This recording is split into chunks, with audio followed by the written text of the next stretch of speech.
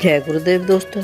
जगत गुरु रविदास जी महाराज इस जीव को समझाते फरमाते हैं कि चलत चलत मेरो निज मन थकियो, अब मुँह से चलियो ना जाई, साईं सहज मिलो सोई, सन्मुख कह रविदास बढ़ाई।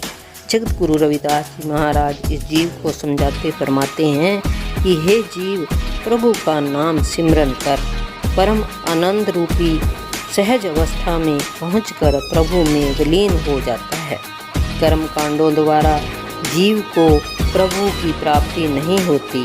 अगर आपको सच्चे प्रभु की प्राप्ति करनी है तो उस परमात्मा के नाम का सिमरन करना पड़ेगा। झूठी और कर्म कांडों में फंसकर जीव अपना भवसागर से कभी भी पार नहीं हो पाता।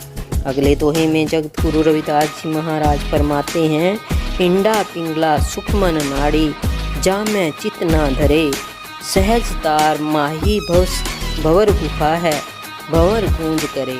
जगत गुरु रविदास जी महाराज इस वाणी में जीव को समझाते फरमाते हैं कि हे जीव, तू ईड़ा पिंगला सुखमन, जहाँ पर तीनों नाड़ियाँ इकट्ठी होती हैं, त्रिकुटी में ध्यान लगाकर प्रभु को अपने मन में याद नहीं करता।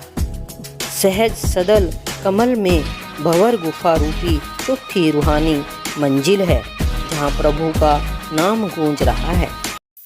जय गुरुदेव दोस्तों।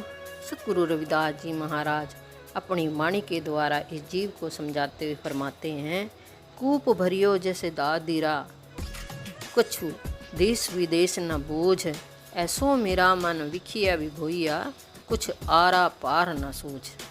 जगत गुरु रविदास जी महाराज अपनी वाणी के द्वारा इस जीव को समझाते फरमाते हैं कि हे प्रभु जी, जैसे कुएं में मेंढक पड़ा होता है और उसे कुएं के बाहर की दुनिया की कोई खबर नहीं होती, क्योंकि मेंढक का मन अज्ञानता वश विकारों में लिप्त होने के कारण कुएं के बाहर की दुनिया के प्रति अनभिज्ञ है, अनजान है। इस तरह के हालत इस जीव के हैं। उसका मन अज्ञानतावश ब्रह्म में रूपी कुएं में फंसा हुआ है।